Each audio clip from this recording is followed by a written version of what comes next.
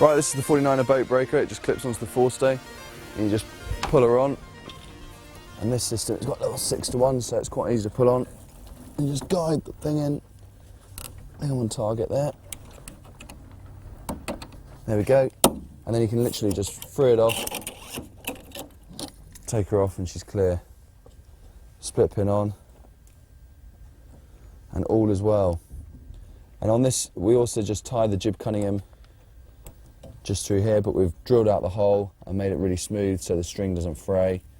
And then we secure the jib cunningham just through this hole. And on these new Neil Pride sails, which everyone uses now, we always secure it just in line with the ferrule, top of the ferrule. It's a good base point to work from. And just tie her off there. And then you're in the middle clue hole on the jib. And you can't really go wrong, to be honest. It's important to get the rig settings in the right ballpark, and your class association will help with some basic numbers. Here we've used a spring gauge to measure cap and shroud tension. Consistency is important, so always measure from shoulder height. It's a good idea to take the forestay tension to complete the picture. This is also a good indicator for the amount of forestay sag you can expect. Lower bend can be measured by taking the jib halyard from the bottom spreader down the front of the mast so it touches a point of maximum bend. Place a ruler at gooseneck height, then record the distance between the back of the halyard and the front of the mast.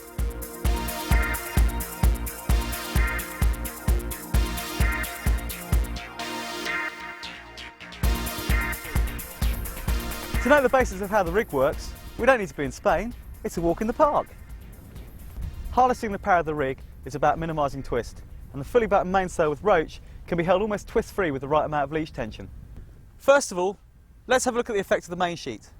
This gives us the leash tension we're after, but without affecting the overall shape of the mainsail.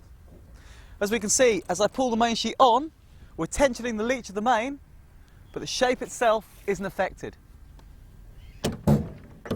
Our second option is the kicking strap, but this has another effect of bending the mast. As I pull kicker on, not only am I getting the leach tension I desire, but I'm also flattening the main. So we've got two options to use, each giving us the leach tension we're after.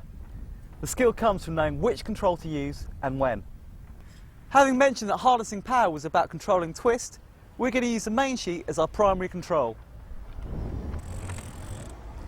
This comes on all the time we're searching for more power, but as soon as we're overpowered and we have to ease the main to keep the boat balanced, we're going to have to get our leach tension from another control, and that's where the kicker comes in. So to get a better appreciation of what the kicker does, as I pull the tension on, we can see the boom being forced into the bottom section of the mast, flattening off the middle of the main. From a different angle, we can see the sail changing shape and getting flatter as I put more kicker on. Our best indication for this is some starvation creases appearing from the bottom spreader.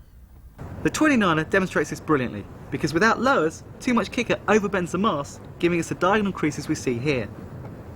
Easing the kicker straightens the mast and the sail becomes deeper.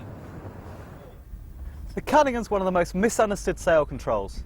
The common perception is that it just pulls the fullness out of the front of the sail, but in reality it's putting compression on the mast, bending the tip and then opening up the leach of the sail.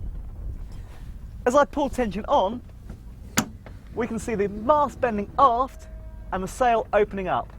This gives us the twist that we're after to depower the mainsail. As I let the tension off, the tip of the mast straightens and the leach returns back up again, giving us power and height on the racecourse. This highlights how important it is to have the Cunningham off when we're trying to power up. Our final sail control is the outhaul. This looks after the depth and the bottom third of the mainsail. It's a great way of getting rid of the starvation creases we saw earlier caused by over-kickering. Just through easing the outhaul an inch, it's often enough to drop out those creases. And also, by putting more depth in the bottom of the sail, we can give more return into the bottom third of the leach. The leach of the jib is just as important as on the mainsail, and our key controls here are the clew board position and the sheet tension. The clew board will control how much you pull on the leach of the jib with any given sheet tension. The higher up you go, the harder the leach, the lower, the more twisted. Having changed the top hole, we can see the sheeting angle changes so that now we're pulling down more on the leech. The actual point has also moved forward, so we've induced more depth into the sail as well. If we were to switch to the bottom clew hull, this would have a similar effect, although the jib would then be flatter and more twisted. Another way of adjusting sheeting angle is with the jib tack height. Moving up on the jib tack is the same as moving up on the clew board, but it's a much more precise and accurate way of making the adjustment. Another important sail control is the jib track position. This allows you to sheet the jib more outboard without affecting the leech profile.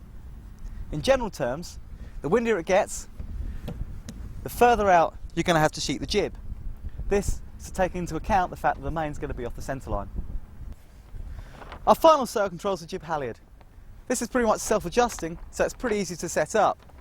The more breeze you have, the more tension you're going to have to pull on to pull the scallops out of the sail. So, windier it is, the more tension you pull on, lighter it is, the less you'll need. You might find in light winds you want to sail with a bit of sag, just to make it easier to helm to.